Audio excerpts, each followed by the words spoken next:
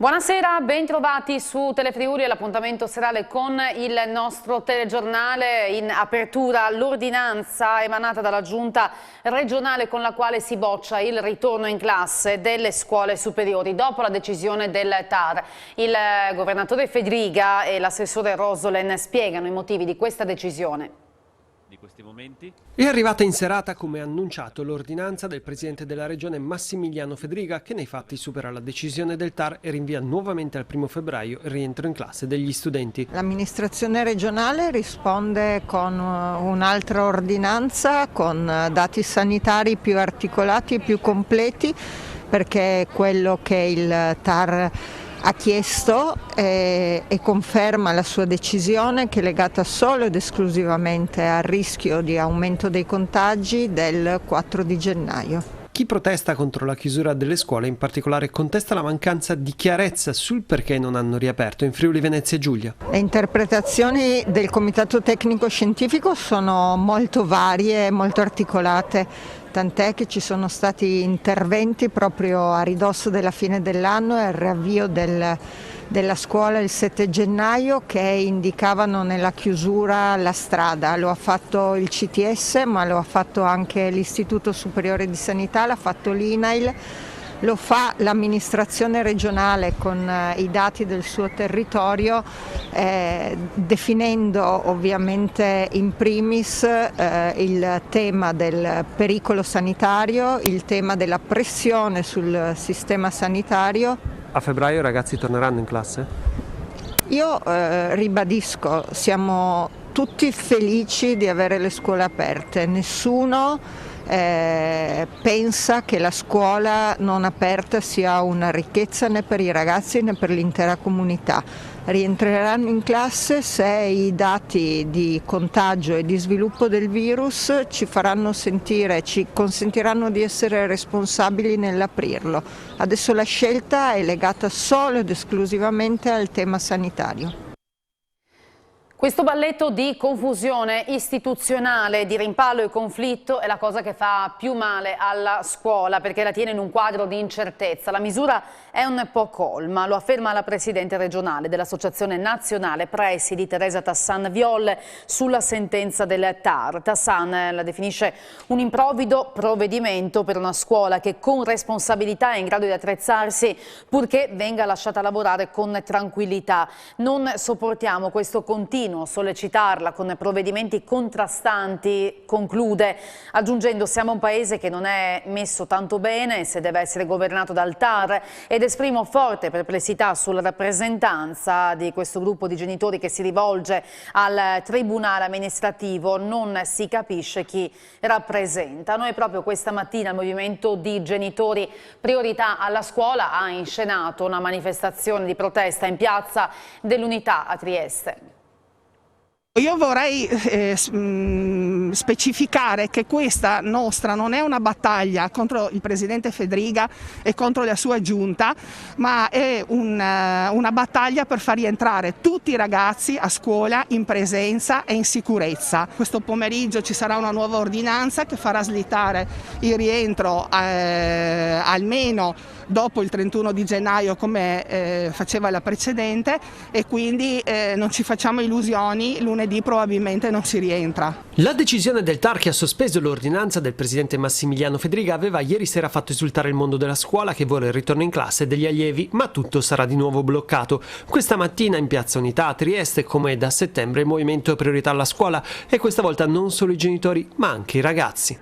Tutto sommato la didattica a distanza funziona, però continuo a ripetere che sia un qualcosa che può andare ad essere una toppa per una situazione d'emergenza, cosa che però non si sta verificando perché viene utilizzato come un metodo a lungo termine, cosa che non può funzionare. Non manca la polemica politica con il consigliere regionale del PD Francesco Russo, genitore e docente come si definisce lui, che attacca l'esecutivo. Si è fatto tutto il possibile per riportare a scuola i nostri adolescenti, e oggi le ricerche ci dicono che questi adolescenti denunciano di essere molto lontani dal mondo degli adulti, di sentirsi frustrati, di avere paura, di essere molto spesso in depressione, di aver perso la gioia e la capacità di avere relazioni. Allora ecco, non scarichiamo su questi giovani tutta la responsabilità, perché stiamo dicendo loro che è colpa loro se il virus si propaga e soprattutto stiamo dicendo loro che gli adulti non hanno trovato la modalità per rispondere alle loro esigenze. E sul tema non sono mancati commenti da parte dell'opposizione. In Consiglio regionale per Cristiano Sciaurli, segretario regionale del PD, il presidente Fedriga deve dismettere le polemiche e rispondere all'appello delle famiglie che chiedono ascolto e confronto. La Lega, continua Sciaurli, ha messo la nostra regione fra le condizioni peggiori d'Italia dal punto di vista sanitario e in ritardo gravissimo sui trasporti, non ha saputo usare l'autonomia e se la prende con il governo. Quando andava bene chiedevano libertà di decidere e aprire piscine e discoteche. Adesso che siamo messi male deve essere il governo a chiudere le scuole e a decidere per loro. Il presidente Fedriga faccia pace con se stesso e dismetta le polemiche. Per il Movimento 5 Stelle la nuova ordinanza è una sorta di ammissione di colpa da parte della giunta regionale che per difendere le proprie decisioni di fronte al tribunale amministrativo di fatto dice di non essere stata in grado di adeguare il trasporto pubblico locale alle esigenze evidenziate dal Covid-19. Prendiamo atto del dietrofront, conclude la nota del Movimento 5 Stelle e ci auguriamo che vengano utilizzati gli ulteriori fondi stanziati nel bilancio nazionale per incrementare il trasporto pubblico locale. Veniamo ora ai dati di oggi per quanto riguarda la diffusione dell'epidemia nella nostra regione. In Friuli Venezia Giulia su 7.157 tamponi molecolari sono stati rilevati 663 nuovi contagi, ai quali si aggiungono 8 casi già risultati positivi al tampone antigenico nei giorni scorsi e confermati dal test molecolare. La percentuale di positività è del 9,38%.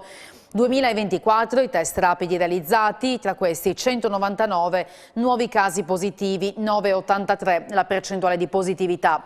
32 decessi registrati, si aggiungono 3 morti pregresse del periodo tra il 14 dicembre e il 10 gennaio.